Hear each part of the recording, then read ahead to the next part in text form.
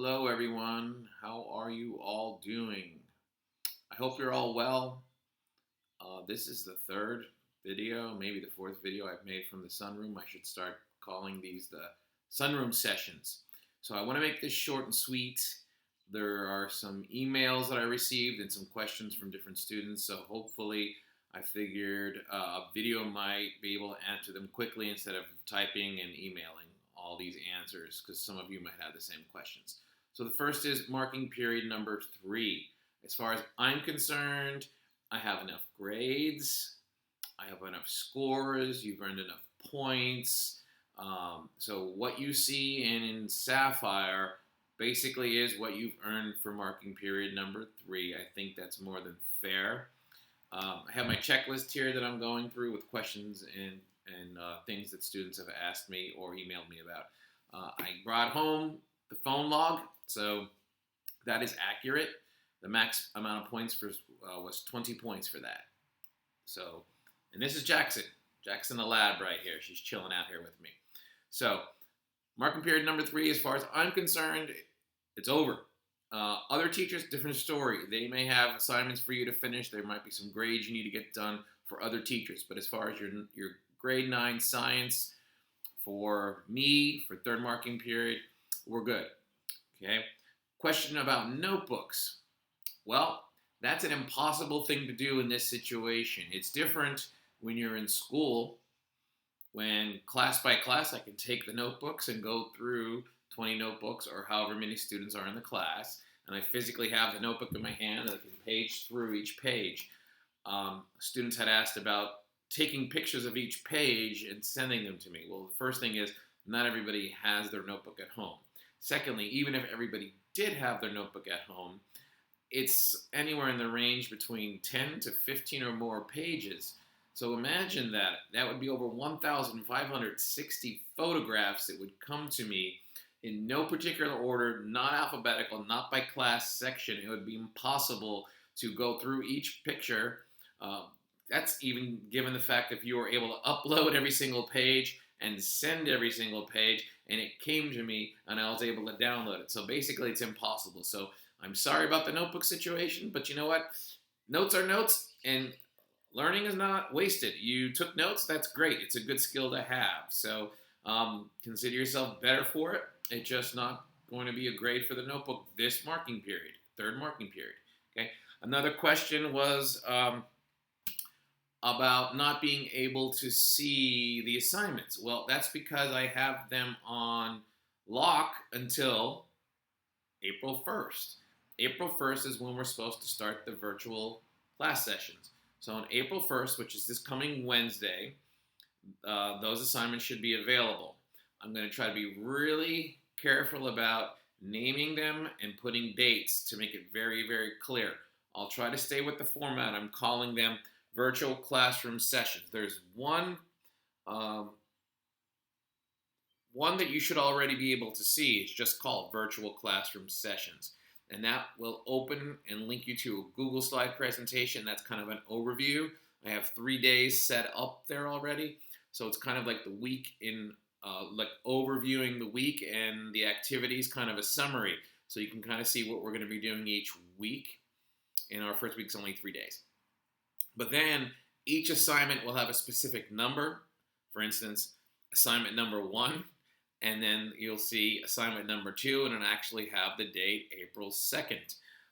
This is going to be easy because the dates should jive, the assignment numbers and the calendar dates should jive with each other because assignment number 1, April 1st, assignment number 2, April 2nd, assignment number 3, April 3rd. Well, once we get to April 6th, it'll get a little different. That'll be the 3rd or 4th assignment, and it'll be April 6th. But anyway, just follow the numbers. I will have the numbers. I will have the dates. So it should not be too confusing. So what else could we talk about? There's a lot of moving parts. There's a lot your teachers don't even know yet. There's information coming from Mr. Defoe, from Dr. Hotchkiss, to all the teachers on a regular daily basis. There's a lot of students that don't even have internet access. So we need to figure out how we're going to handle that situation. So there are a lot of moving parts. So you need to really be patient. You need to realize the situation we're in, and hopefully your parents can understand that situation. This is not an easy thing. This is not where we want to be. I would rather be at school talking to you guys face to face like always. I really do miss you guys, and this situation really stinks. It is what it is, though, okay? So we're going to try to make the best of it.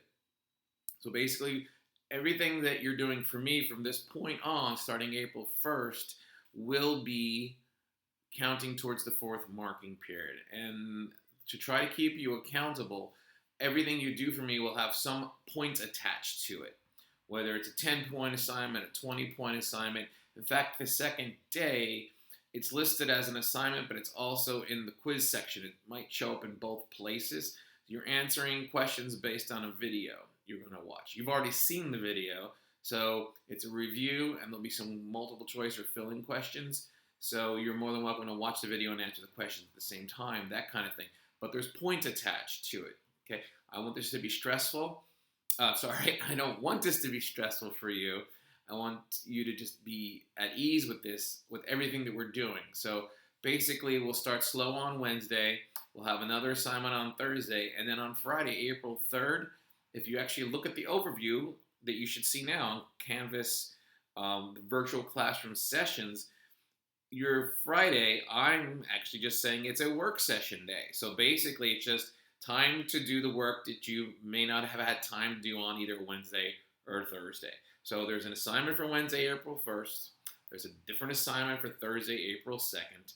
And then on Friday, day 3, April 3rd, I'm calling that a work session. So just make sure you have the other 2 assignments finished. And I would like those by 4 o'clock in the afternoon on Friday, April 3rd. I don't want to have that stringing all the way out until midnight or through the weekend, okay? Friday rolls around just like it was a school day. You go home at 3 o'clock, you're done. So basically, I have that window open till Friday, April 3rd at 4 o'clock in the afternoon. Hopefully, you can get the 2 assignments from April 1st and April 2nd done by Friday the 3rd. Get them submitted through Canvas, and we're all good and rolling into next week, which is Monday, April 6th. We'll start a whole new assignment that actually is going to connect back to the first one you did, which is about viruses, obviously. I want to make this a learning experience. We're living in the midst of a very significant historical event, so we may as well try to dig deeper and learn more about this, okay? So hopefully that explains things. Hopefully I didn't confuse you, okay? Take your time. Even if there's a lot of things on Canvas to look through, it should be pretty obvious. It'll say virtual classroom session number 1, virtual classroom session number 2, and just follow the directions. But also the general one that's called virtual classroom sessions with no numbers, that's the overview. I will be adding information to that PowerPoint basically on a daily basis. And I'll be tweaking it, and as I get some ideas on how to possibly do things better, we'll roll with that, okay? Students have asked about Zoom sessions. You might be familiar with Zoom. A lot of schools are using Zoom. A lot of administrators, a lot of businesses now are using Zoom. And that's basically either face-to-face or even just audio, which would be hearing someone talking in real time, live. It'd be great to do one of those, but again, the logistics of that, you would all have to log on at a specific time.